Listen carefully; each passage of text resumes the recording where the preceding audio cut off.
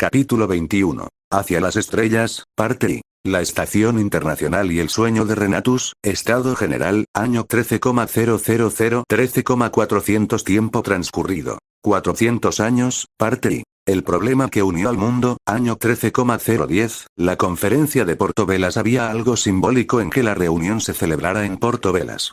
Era el mismo puerto donde Nara Chispa había observado los rayos desde su ventana 500 años atrás. Donde había empezado todo lo que eventualmente se convertiría en electricidad, en reactores nucleares, en computadores. El lugar donde una hija de pescador sin formación formal había mirado el cielo y se había preguntado de dónde venía la energía del rayo. Ahora, en el año 13,010, la ciudad más grande del continente norte albergaba el primer Congreso Interracial de Exploración Espacial, no un congreso de científicos, como el de energía natural 500 años atrás. Un Congreso de Naciones. 142 delegaciones. 23 países humanos. 8 confederaciones enanas. 5 asambleas élficas. La coalición de dragones representada por Zépira, la guardiana de Fortuna, en persona. La agenda era una sola pregunta. ¿Cómo hacemos que ir al espacio deje de costar lo que cuesta? El delegado enano Gornat Plata Contada, representante financiero de las Ciudades Unidas del Subsuelo, fue el primero en hablar. No por protocolo, simplemente fue el primero en ponerse de pie. El problema, dijo sin preámbulo, con la directness característica enana, es que cada nación hace sus cosas sola. Los humanos construyen sus naves. Los enanos construyen sus cristales. Los elfos diseñan sus sistemas de navegación mágica. Y luego cada nación paga el costo completo de todo lo que necesita, desde cero, cada vez. Pausa. Miró alrededor de la sala. Una nave de cristal de capacidad media cuesta el equivalente a 3 años de presupuesto de una ciudad de 1 millón de habitantes. Nadie puede permitirse tener flotas. Nadie puede permitirse ir al espacio de manera regular. Porque nadie comparte lo que sabe ni lo que tiene. Se sentó. La delegada humana caramente larga, primera ministra de la República de Solaris, se puso de pie después. El ingeniero Gornat tiene razón. Y la solución también es obvia, aunque nadie quiera decirla en voz alta. Hay que compartir. Compartir los costos. Compartir el conocimiento. Compartir las infraestructuras. Silencio en la sala. No era silencio de desacuerdo. Era silencio de 200 personas calculando simultáneamente lo que significaría renunciar a sus propios secretos tecnológicos. Fue la representante élfica Elindra Canción de Viento, descendiente de la primera Elindra que había despertado en los bosques de Sudamérica 11.000 años atrás, quien dijo lo que todos pensaban. Compartir es difícil cuando el conocimiento que tienes representa una ventaja sobre los demás. Hizo una pausa. Pero ir al espacio juntos es imposible separados. Así que la pregunta no es si compartimos. La pregunta es cuánto perdemos si no lo hacemos. Zépira, la dragona, habló desde el fondo de la sala. Su voz llenó el espacio sin esfuerzo. Los dragones no compartimos nada habitualmente. Varias personas sonrieron nerviosamente. Pero vimos lo que Celestia construyó en Fortuna. Vi lo que significa tener un lugar en el cielo que es tuyo. Una pausa. Vuestras razas merecen eso también. Y si necesitáis que los dragones lleven módulos al espacio porque sus alas alcanzan donde vuestras naves todavía no llegan con facilidad, lo haremos. El silencio que siguió fue diferente al anterior. Más cargado. Más real. Gornat Plata Contada tomó su pluma y escribió en el documento que tenía frente a él. Acuerdo de Portovelas, año 13,010 y empezó a redactar lo que se convertiría en el tratado más importante en la historia de la exploración espacial de Celestia. El acuerdo de Portovelas del tratado tardó 4 años en negociarse completamente. Pero sus principios fundamentales quedaron escritos en los primeros 8 días del Congreso. Principio 1, contribución proporcional. Cada nación participante contribuía al programa espacial común en proporción a su capacidad económica. Las naciones más ricas aportaban más. Las más pequeñas aportaban menos. Pero todas aportaban algo, porque todos tendrían acceso a los beneficios. Principio 2, conocimiento abierto. Todo descubrimiento científico y tecnológico derivado del programa común sería compartido inmediatamente con todos los miembros. Sin patentes exclusivas. Sin secretos de Estado dentro del programa. Principio 3, el proyecto único. En lugar de que cada nación construyera su propia infraestructura espacial, todos construirían una sola. La más grande. La más permanente. La que ninguno podría construir solo. Ese proyecto único tenía nombre desde la primera sesión del Congreso. La Estación Internacional Aeteron, EIA, ¿qué era la EIA y por qué era diferente? Renatus Base existía. Fortuna Base existía. La Estación Orbital Aeteron existía. Pero las tres eran instalaciones pequeñas, diseñadas para funcionar con suministros constantes desde el planeta, sin verdadera autonomía, sin capacidad de alojar a las decenas de miles de personas que un programa espacial serio requería. La Estación Internacional Aeteron sería diferente en escala y en concepto. No era una base. Era una ciudad en el espacio. El diseño aprobado por el Comité de Ingeniería Conjunto, formado por los mejores ingenieros enanos, arquitectos élficos, físicos humanos y, por primera vez en la historia, dos dragones que entendían el espacio mejor que cualquier mortal porque vivían en él regularmente, era esto: módulos de habitación. Cilindros de acero resonante y adamantio estelar de 80 metros de largo por 30 de diámetro. Cada módulo con capacidad para 2,000 personas en habitabilidad completa. Con rotación propia para simular gravedad. Con jardines hidropónicos para producción de alimento. Con sistemas de reciclaje de agua al 99,4%. Con reactores nucleares compactos para energía propia. Módulos de acoplamiento. Estructuras hexagonales de unión entre módulos, con múltiples puntos de atraque para naves. Diseñadas para crecer. Cada módulo podía recibir hasta 6 más en sus caras. Módulos de investigación. Laboratorios especializados en física, biología, astronomía, ingeniería de materiales en microgravedad, y, por insistencia de la delegación élfica, estudio de comportamiento mágico en el espacio. Módulos de producción. Talleres donde los materiales extraídos de asteroides podían procesarse directamente en el espacio, sin el costo de subirlos desde el planeta y bajarlos de vuelta. El módulo central, la plaza. En el corazón de la estación, el módulo más grande de todos. 400 metros de diámetro. Con rotación que producía gravedad equivalente al 70% de la de Celestia.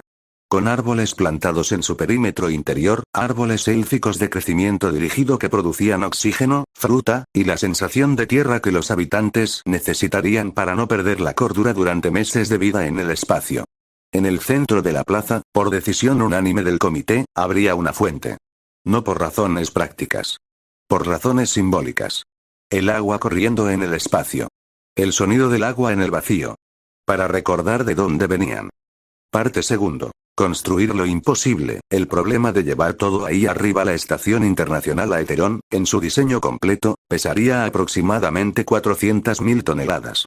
400.000 toneladas tenían que subir desde la superficie de Celestia, contra la gravedad de un planeta de 12,000 kilómetros de diámetro, hasta órbita estable. Eso era el problema central de toda la empresa. Las naves de cristal existentes podían subir carga. Pero cada viaje costaba cristales. Y el volumen de carga necesario para construir la EIA era tan enorme que calcularlo en cristales producía números que hacían que incluso los delegados más optimistas del Congreso de Portobelo se quedaran callados. El ingeniero jefe del proyecto, un enano de 200 años llamado Karak Mano de Hierro, sin relación con las ciudades del mismo nombre, simplemente un apellido común entre familias de mineros, lo explicó ante el Comité de Finanzas en el año 13,014. Si llevamos los módulos arriba con nuestras naves actuales, al ritmo de carga que podemos sostener económicamente, la estación tardará 140 años en estar completa. Eso es demasiado, dijo Gornak. Lo sé. Por eso necesitamos reducir el costo por tonelada de carga elevada. Karak colocó 3 propuestas sobre la mesa. Tenemos 3 maneras de hacerlo. Las 3 soluciones de Karak. Solución primera, naves de carga especializada. Las naves existentes eran multipropósito. Tenían sistemas de vida, propulsión, navegación, espacio habitable para tripulación. Todo eso peso que no era carga útil. Karak propuso diseñar naves que fueran casi exclusivamente carga. Cáscaras de acero resonante con sistema de propulsión de cristal mínimo y espacio habitable para solo 4 personas, el mínimo para operar la nave de manera segura. Sin ningún lujo. Sin nada que no fuera necesario para el viaje y para llevar módulos. Una nave de carga especializada de esas características podía llevar el doble de masa útil que una nave convencional del mismo tamaño usando los mismos cristales. La mitad del costo por tonelada. Inmediatamente. Solución segunda, los dragones como remolcadores. Zephyr lo había ofrecido en el Congreso. Karak lo había tomado en serio. Los dragones del dominio del cielo y del dominio de fortuna podían volar en el vacío del espacio. Sus cuerpos de basalto cristalizado resistían el vacío indefinidamente. Su núcleo magmático los mantenía a temperatura. Sus runas gravitacionales les permitían manipular su peso y el de objetos cercanos. Un dragón adulto, con entrenamiento adecuado en operaciones espaciales, podía agarrar un módulo de la EIA, incluso uno de 2,000 toneladas, y empujarlo manualmente desde la órbita baja donde lo dejaba la nave de carga hasta la órbita final de construcción de la estación. No era rápido. No era preciso por sí solo. Pero era posible. Y los dragones no consumían cristales para moverse en el espacio. El trabajo de ajuste fino, posicionamiento exacto, acoplamiento, lo harían las naves. El trabajo de traslado masivo, mover toneladas de módulo de un punto a otro en el espacio, lo harían los dragones. Zephyr negoció los términos directamente con Karak. 4 días de negociación. El resultado fue el protocolo de traslado dracónico. Los dragones participarían voluntariamente, recibirían a cambio acceso prioritario a los módulos de investigación de la EIA para sus propios estudios, y el dominio del cielo tendría una sección reservada en la estación que sería de uso exclusivo dragón. Era un intercambio que en cualquier otro momento histórico habría parecido absurdo. En el año 13,014, con 140 años de construcción en perspectiva, parecía perfectamente razonable. Solución tercera, el ascensor mágico. Esta fue la propuesta que más debate generó. La trajo a Elindra Canción de Viento. Los elfos llevaban siglos perfeccionando la magia de levitación. No la levitación personal, eso era básico.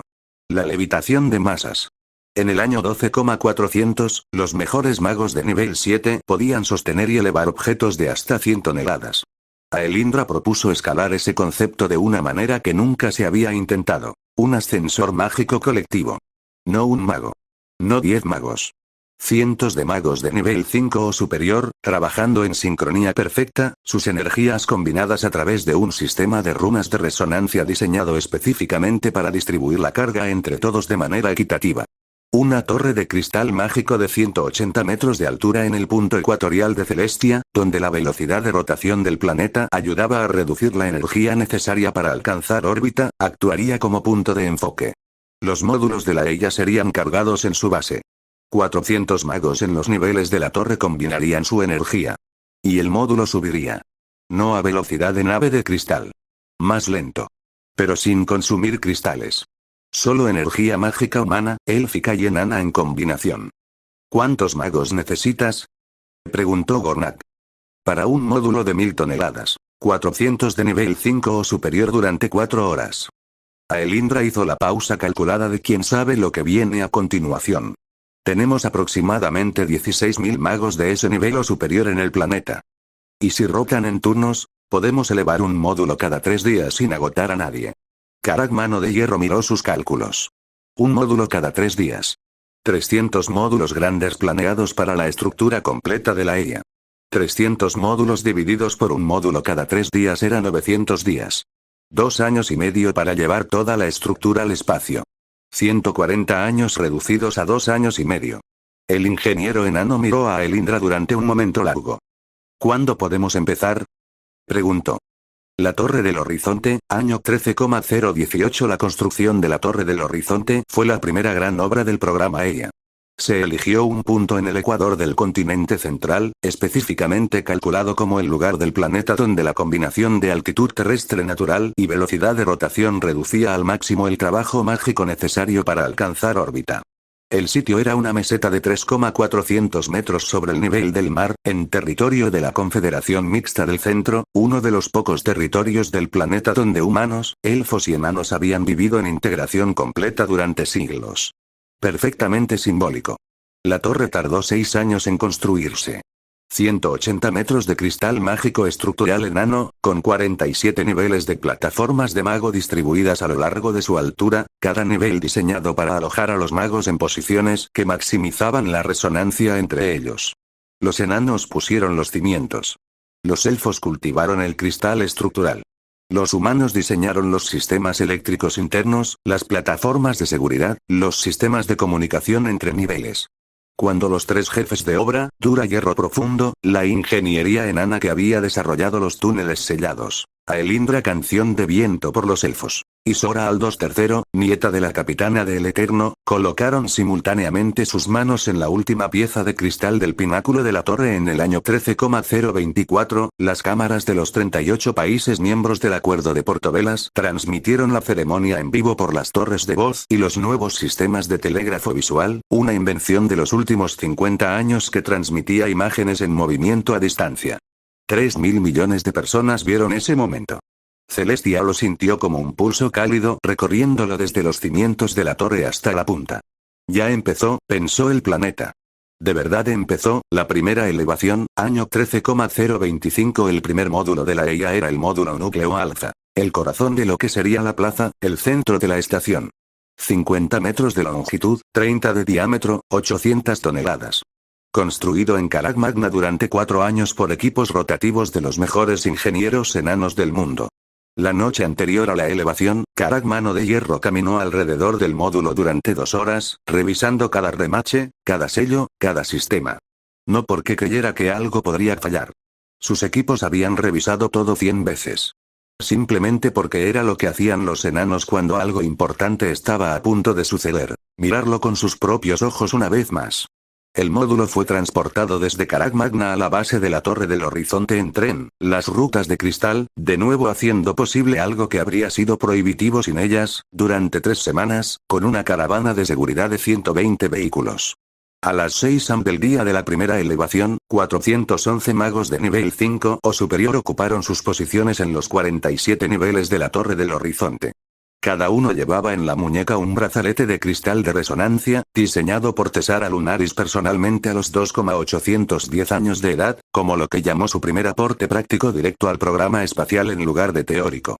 Aelindra Canción de Viento estaba en el nivel 47, el más alto, el punto de enfoque de toda la energía colectiva.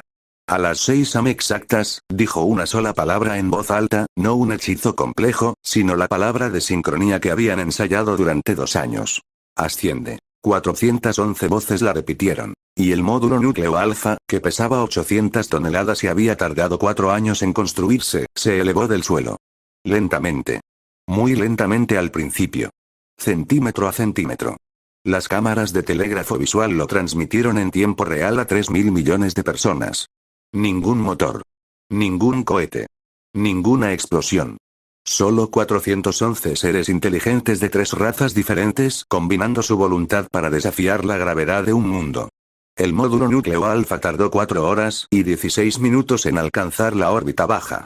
Cuando los instrumentos de Renatus Base confirmaron que el módulo estaba en posición orbital estable, Carag Mano de Hierro se quitó el casco que llevaba durante toda la operación, se lo puso debajo del brazo, y fue incapaz de decir nada durante 45 segundos. Luego dijo. El siguiente. Parte 3. La construcción en el espacio, los primeros 50 módulos, años 13,025-13,052. Lo que siguió a la primera elevación fue uno de los períodos más intensos y más organizados de la historia de Celestia. El ritmo de elevación del ascensor mágico se estableció en un módulo cada 3 días para los pequeños y medianos, y uno cada 6 para los de más de 1,500 toneladas. Los magos rotaban en equipos que se relevaban cada 8 horas. Las naves de carga especializadas, 47 de ellas, construidas en los 5 años anteriores por astilleros de 12 países diferentes, complementaban el ascensor llevando los módulos más delicados o los que requerían posicionamiento muy preciso. Y los dragones hacían el trabajo que nadie más podía hacer. En el vacío del espacio, entre Celestia y Renatus, una imagen que nadie olvidaría jamás se volvió cotidiana. Dragones del dominio del cielo, sus cuerpos de basalto brillando contra el negro del espacio, sus runas gravitacionales pulsando en azul, empujando módulos de acero con sus garras, guiándolos hacia los puntos de acoplamiento con una precisión que sus cerebros cristalinos hacían posible. Ignarax supervisó las primeras operaciones personalmente. El dragón más antiguo de Celestia, con más de 10 millones de años de existencia, que había dormido durante eones antes de que existiera ninguna raza inteligente, ahora guiaba módulos de acero construidos por esas razas hacia una estación en el espacio. Celestia lo observó desde su conciencia planetaria y pensó que si había un momento que resumiera el absurdo hermoso de todo lo que había construido, era ese. Ignarax empujando módulos de acero en el vacío. En el año 13,052, los primeros 50 módulos estaban en órbita y acoplados. La Leia comenzaba a tener forma. Lo que la estación parecía desde dentro, el primer equipo de residentes permanentes llegó a la Leia en el año 13,060. 48 personas. 12 humanos, 10 enanos, 8 elfos, 4 híbridos, y, por primera vez en cualquier instalación espacial, 2 dragones jóvenes de tamaño reducido, una subraza que había evolucionado en fortuna durante los siglos de colonización dracónica y que era físicamente compatible con espacios construidos para mortales. La primera residente en registrar su nombre en el libro de la estación fue una humana llamada Nara Luz del Espacio, nombre elegido deliberadamente en honor a Nara Chispa por sus padres, que habían sido físicos. Tenía 28 años, era física nuclear, y cuando entró al módulo de habitación principal y vio por primera vez la ventana de observación, un panel de cristal de adamantio estelar de 2 metros de diámetro con vista directa al espacio, se quedó inmóvil durante un rato. Celestia le llenaba el campo de visión completo. El planeta, visto desde esa distancia, era una cosa imposiblemente bella. Azul y blanco y verde y café. Nubes arremolinando. La curva de los continentes. El brillo plateado de los océanos. Y Fortuna cruzando en órbita, más pequeña pero visible, con el tenue brillo azulado del domo mágico que Celestia había construido siglos atrás. Nara Luz del Espacio puso su mano en el cristal. Hola, dijo en voz baja. Celestia, que lo escuchaba todo en su superficie y en sus órbitas cercanas, sintió el peso de esa sola palabra. Hola, respondió el planeta en silencio. Bienvenida a casa. A mi otra casa, los módulos especiales. A medida que la Leia crecía, módulo a módulo, año a año, algunos módulos merecían mención especial por lo que representaban o por los problemas únicos que resolvieron.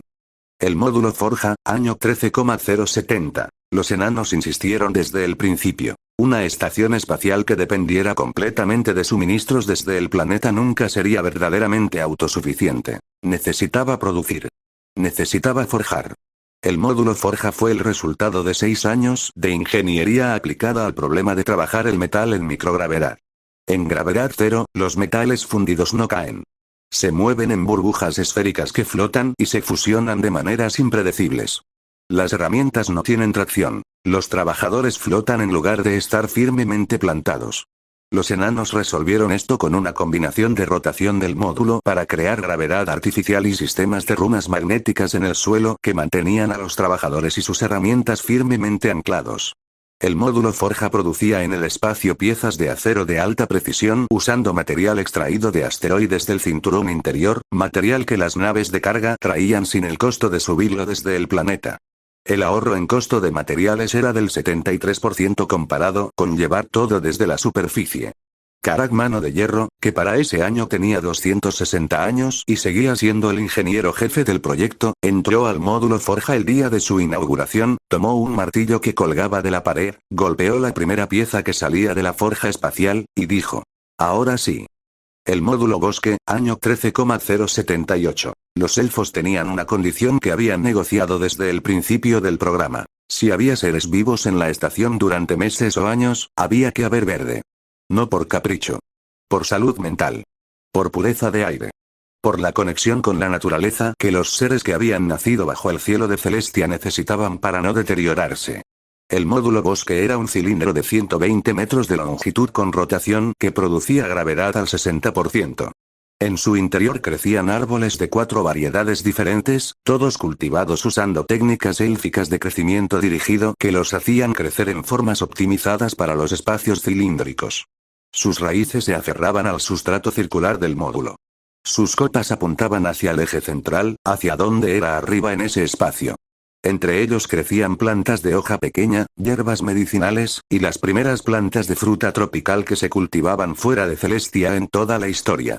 El primer tomate cosechado en el módulo Bosque, en el año 13,081, fue fotografiado, documentado, y enviado a la Asociación Arcana como prueba de que la vida podía sostenerse en el espacio. Faelor el Sabio, que tenía 13,928 años y seguía sin salir de Silva Eterna, recibió la fotografía y respondió con una nota de su puño y letra. El universo tiene tomates ahora. Bien. Celestia, cuando la nota llegó a la Leia por telégrafo espacial, permitió que el pensamiento que le provocó durara más de lo habitual. 13,928 años y todavía haciendo comentarios perfectos. Faelor, eres definitivamente uno de los mejores accidentes que he producido. El módulo de investigación mágica, año 13,082. La delegación élfica al Congreso de Portovelas había incluido en el diseño original de la EIA un módulo dedicado exclusivamente a estudiar cómo se comportaba la magia en el espacio. Los científicos y magos que propusieron el módulo esperaban confirmar algo que muchos asumían intuitivamente. Que la magia de Celestia era la magia del planeta, que en el espacio se debilitaría, que los magos a bordo perderían eficiencia. Lo que encontraron fue completamente diferente. Y más interesante. A bordo de la EIA, los magos de nivel 6 y 7 no perdieron potencia. Sus hechizos no requerían más esfuerzo. Sus técnicas más poderosas funcionaban con exactamente la misma eficacia que en la superficie de Celestia. Las runas enanas se activaban sin problema. Los elfos invocaban sus elementos sin ningún signo de debilitamiento. Porque la magia no era de Celestia. Era de ellos. Un mago no canalizaba la magia del planeta cuando lanzaba un hechizo. Canalizaba la magia de su propia biología, una energía que su cuerpo producía, almacenaba y expresaba de maneras únicas según su raza, su entrenamiento y su talento. La magia era tan inherente a un élfico como la sangre que corría por sus venas. Un élfico en el espacio seguía siendo un élfico. Su cuerpo seguía generando y canalizando magia exactamente igual. Lo mismo aplicaba al ki de los humanos y los enanos. El ki no era gravedad ni atmósfera ni campo magnético. Era energía vital, producida por seres vivos, expresada hacia afuera. La investigación del módulo confirmó algo que Tessara Lunaris había sospechado siempre pero nunca había tenido manera de verificar tan directamente. La magia, el ki, y las demás energías que usaban las razas eran energías del universo, no de Celestia. No de ningún planeta en particular. Eran fuerzas presentes en todo el cosmos, que los seres vivos de distintas razas podían acceder y expresar a través de su biología específica. Celestia era un planeta rico en energía mágica ambiental, sus pozos de energía cósmica, su núcleo activo, la historia de millones de años de vida mágica en su superficie habían creado un entorno excepcionalmente denso en esa energía. Pero esa densidad ambiental era como el clima, afectaba lo que crecía en el entorno, lo que era fácil de obtener externamente. No era la fuente de la magia de las personas. Un mago de Celestia en Renatus tenía exactamente el mismo poder que en su ciudad natal. Lo que cambiaba en entornos de baja densidad mágica ambiental era solo lo que dependía de fuentes externas. Los cristales de ki, por ejemplo, se cargaban más lentamente si no había pozos cercanos. Pero el mago que los usaba era igual de poderoso. Esto tenía implicaciones que Aelindra Canción de Viento tardó 3 años en procesar completamente antes de publicar su trabajo en el año 13,086. Si los magos mantenían su pleno poder en cualquier punto del universo, entonces el mayor activo de Celestia para la exploración espacial no eran sus cristales ni sus reactores. Eran sus personas. Un equipo de magos de nivel 7 en el espacio profundo, en un planeta desconocido, en una nave a años luz de Celestia, tendría exactamente el mismo poder que en la gran aguja del firmamento. Eso cambiaba el cálculo de lo que era posible explorar. La Asociación Arcana reconoció el trabajo de Aelindra como acusación mágica número 18, no por crear un hechizo nuevo, sino por reencuadrar la comprensión fundamental de la naturaleza de la magia con evidencia empírica directa. El panel añadió una nota al registro. Cita del panel. Este trabajo no solo documenta un descubrimiento. Corrige una suposición errónea que llevaba siglos sin ser cuestionada. Ese tipo de corrección vale más que 100 hechizos nuevos, parte cuarto. La EIA en pleno, año 13,150, lo que había crecido 125 años después del acuerdo de Portovelas, la Estación Internacional Aeteron era esto. Dimensiones. Longitud total. 4,200 metros, más larga que cualquier ciudad en dirección vertical, módulos acoplados. 218. Superficie habitable total. Equivalente a una ciudad de tamaño medio, población permanente. 48,000 personas en rotación constante de 18 meses, familias completas, no solo científicos, producción propia. Alimento. 34% de autosuficiencia, módulos bosque y huertos hidropónicos, acero. 67% de autosuficiencia, módulo forja y asteroides del cinturón interior, energía. 100% autosuficiencia, 4 reactores nucleares compactos propios, agua. 99,1% reciclaje, solo necesitaba suministro de emergencia del planeta, actividad científica. 840 proyectos de investigación activos simultáneamente, 12 descubrimientos científicos mayores publicados por año en promedio. La EIA producía el 23% de toda la investigación científica nueva de Celestia. Dragones residentes. 8 dragones del dominio del cielo con residencia en la sección dracónica. Trabajaban como operadores de traslado para nuevos módulos y para maniobras de mantenimiento exterior que ningún traje ni herramienta mortal podía realizar. Naves activas en soporte de la EIA. 31 naves de cristal de diversas generaciones y nacionalidades, operando en rotación constante entre la estación y el planeta. Lo que la EIA hizo al costo de las naves, esto era lo que nadie había anticipado completamente. El módulo forja produciendo piezas de acero en el espacio. Los dragones haciendo traslados sin consumir cristales. El ascensor mágico subiendo módulos grandes sin necesitar naves. La combinación de todo eso, durante 125 años, había producido algo que los economistas de la Heteron tardaron en nombrar, pero que era evidente en los números. El costo de construir y mantener una nave de cristal había caído. No porque los cristales fueran más baratos. Los cristales del lago eterno seguían teniendo el mismo costo de extracción y preparación. El lago eterno no tenía reemplazo. Pero las naves ahora no necesitaban cargar con todo el material de construcción y mantenimiento desde el planeta. Reemplazaban piezas con producción del módulo forja. Recibían reparaciones de los dragones en órbita. Recargaban suministros en la EIA sin volver al planeta. Eso reducía el número de viajes que cada nave hacía al planeta. Menos viajes significaba menos cristales gastados. Menos cristales gastados significaba que cada nave vivía más. Y naves que vivían más significaban que el costo total del programa espacial, distribuido en el tiempo, caía. No dramáticamente. No de un día para otro. Pero caía. En el año 13,000, construir una nave de cristal de capacidad estándar costaba el equivalente a 3 años de presupuesto de una ciudad de 1 millón de habitantes. En el año 13,150, costaba el equivalente a 18 meses. En el año 13,150, había 31 naves activas en el programa de la EIA. En el año 13,000, había habido 12. La flota creció. El costo por nave cayó. El programa se volvió, muy lentamente, más sostenible. No barato. Nunca barato. Pero más sostenible. Parte V. El sueño de Renatus, año 13,160, la propuesta Renatus no era Fortuna. Fortuna era la luna de los dragones. Celestia la había transformado en un mundo habitable hace siglos, con su propia magia, con su campo gravitacional artificial, con el magma de su propio núcleo como fuente de calor. Renatus era otra cosa. 2,847 kilómetros de diámetro. Sin atmósfera. Sin agua superficial. Sin campo magnético. Temperatura de más 130 grados en el día, menos 170 grados en la noche.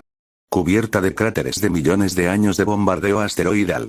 Renatus Base existía en ella, con 480,000 habitantes, pero era una instalación protegida por estructuras artificiales, cúpulas de adamantio estelar y sistemas de presurización eléctrica.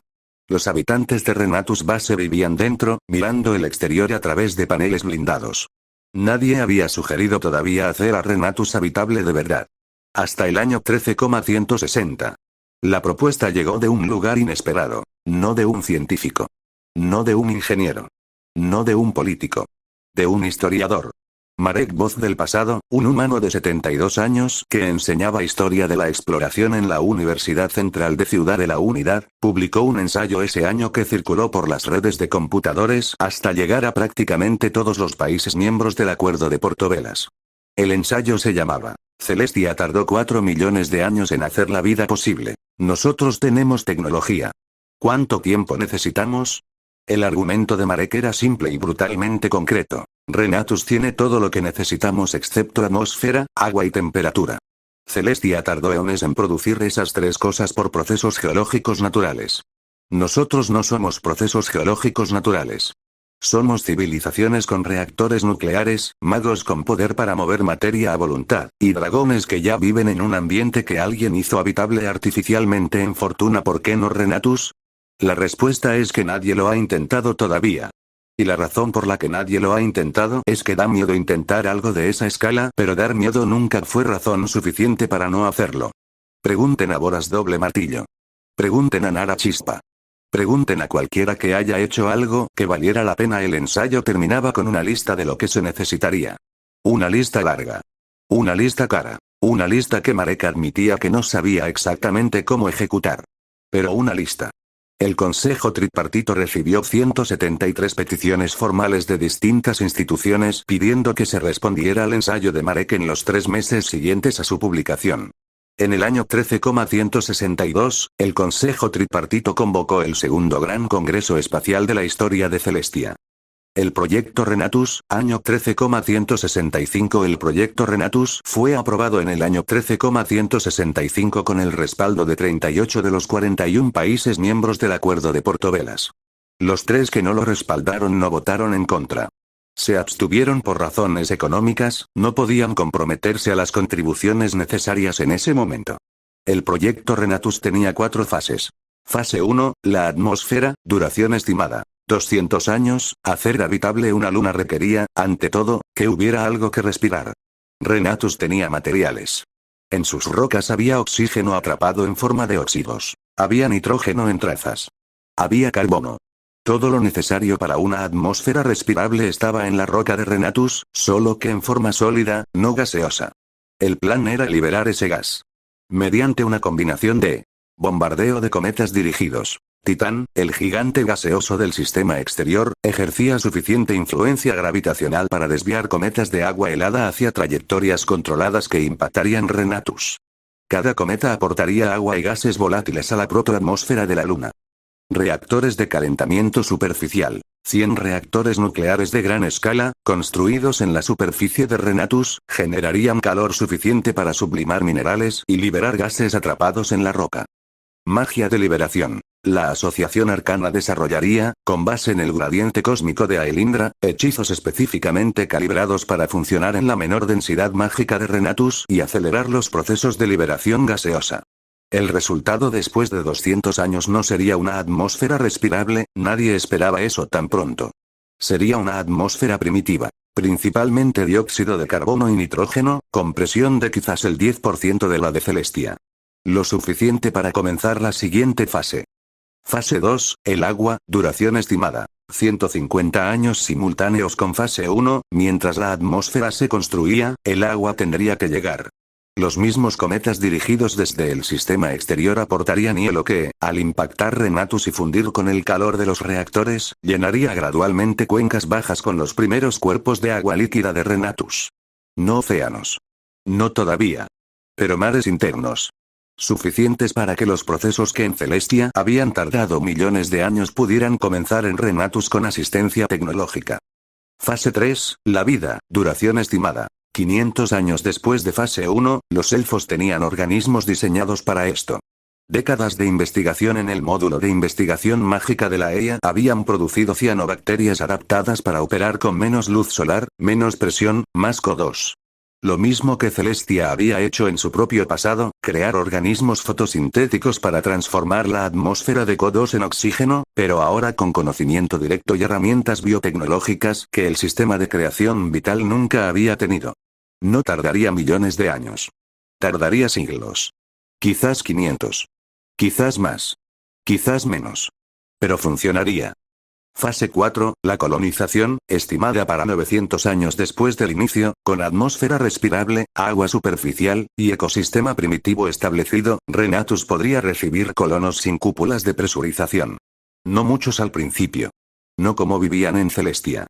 Pero bajo el cielo abierto de una luna que sus propias manos habían hecho habitable. Año 13,180, el primer reactor de Renatus. El proyecto Renatus comenzó oficialmente en el año 13,168. Las primeras operaciones eran logísticas. Expandir Renatus base para alojar los equipos de construcción de los reactores. Llevar los materiales desde la EIA y desde Celestia. Establecer los primeros sitios de construcción en la superficie de Renatus. El primer reactor de calentamiento superficial del proyecto Renatus entró en operación en el año 13,180. Era uno de los 100 planeados para la fase 1. Solo el primero. Pequeño en el contexto del proyecto total.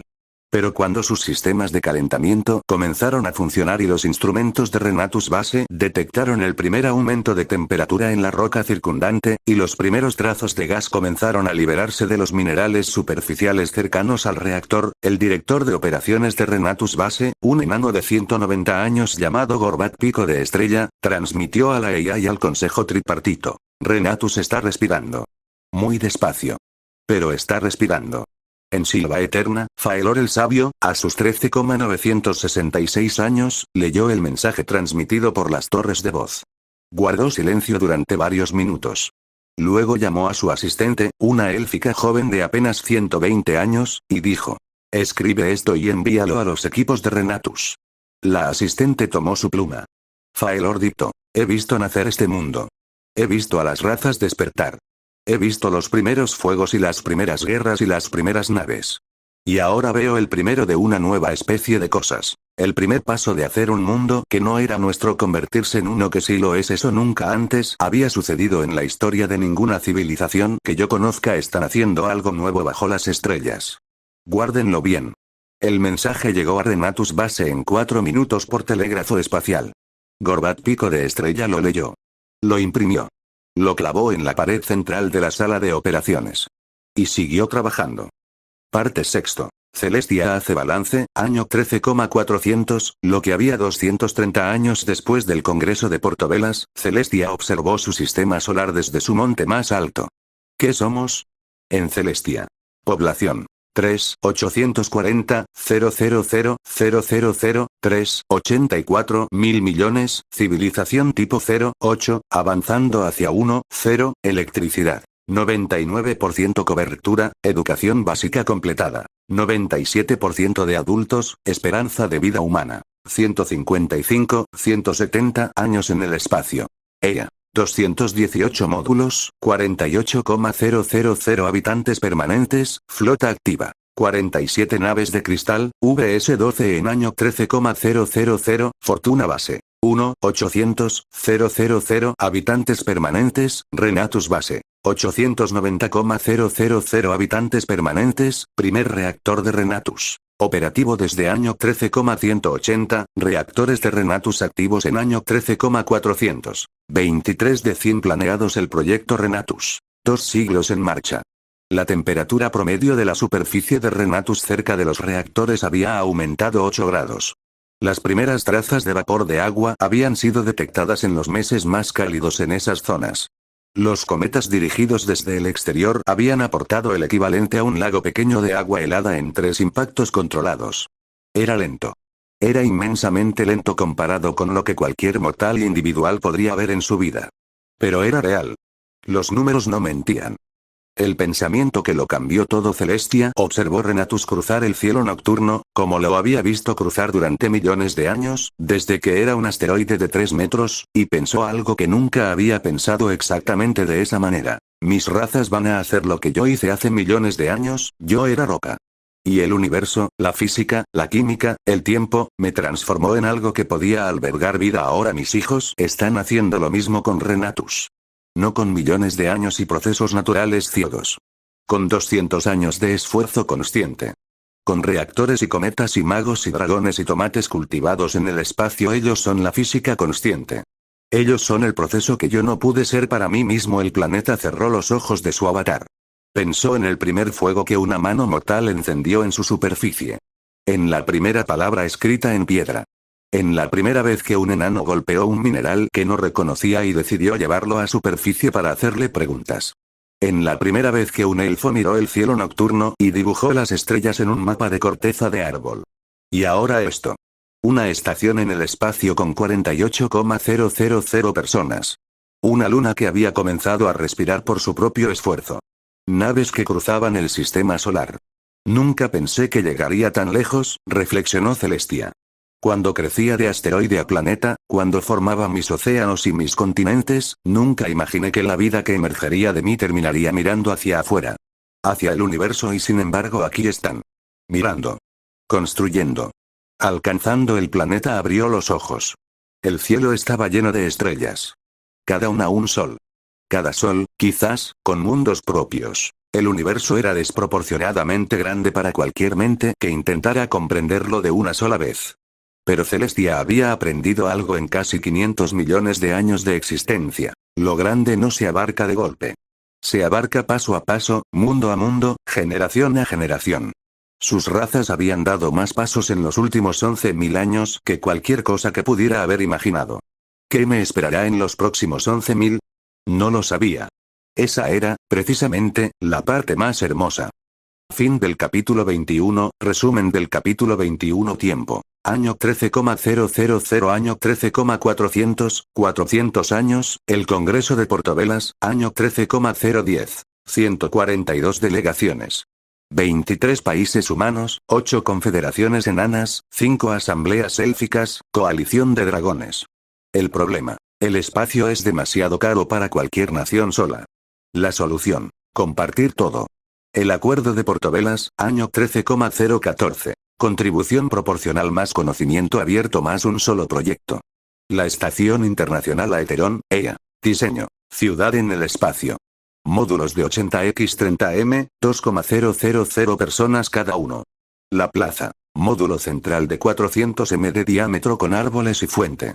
Las 3 soluciones de Karak mano de hierro. 1. Naves de carga especializada. Doble carga útil, mismo cristal. 2. Protocolo de traslado dracónico. Dragones mueven módulos en el espacio sin cristales. 3. Ascensor mágico colectivo. 400 más magos en la Torre del Horizonte. Un módulo cada 3 días. Resultado. 140 años de construcción. 5 años para llevar la estructura. La Torre del Horizonte, año 13,018, 13,024. 180 metros. Punto ecuatorial. Cimientos enanos, cristal élfico, sistemas eléctricos humanos. Primera elevación, año 13,025. Módulo núcleo alfa, 800 toneladas. 411 magos. 4,16 m. Transmitido a 3.000 millones. Módulos especiales. Módulo forja, año 13,070. Producción de acero en espacio. Menos 73% costo de materiales. Módulo bosque, año 13,078. Árboles élficos, fruta, oxígeno. Primer tomate, año 13,081. Módulo de investigación mágica, año 13,082. Descubrimiento del gradiente cósmico. Ella en año 13,150. 4,200 metros de largo. 218 módulos. 48,000 habitantes. 34% autosuficiencia alimentaria. 23% de toda la investigación científica de Celestia. El ensayo de Marek Voz del pasado, año 13,160. Celestia tardó millones de años en hacer la vida posible. Nosotros tenemos tecnología. ¿Cuánto tiempo necesitamos? Catalizador del proyecto Renatus. El proyecto Renatus, aprobado año 13,165. Fase 1, atmósfera. 100 reactores, 200 años. Objetivo. Protoatmósfera al 10%. Fase 2, agua. Cometas dirigidos más fusión térmica. Simultánea con fase 1. Fase 3, vida. Cianobacterias adaptadas. 500 años post fase 1. Fase 4, colonización cielo abierto. 900 años post inicio. Estado año 13,400. Celestia. 3,84 mil millones de habitantes. Tipo 0,8. EA. 218 módulos, 48,000 habitantes. Flota. 47 naves activas, VS-12 en año 13,000. Renatus. 23 de 100 reactores activos. Más 8 grados cerca de reactores. Primeras trazas de vapor. Poder de Celestia, año 13,400.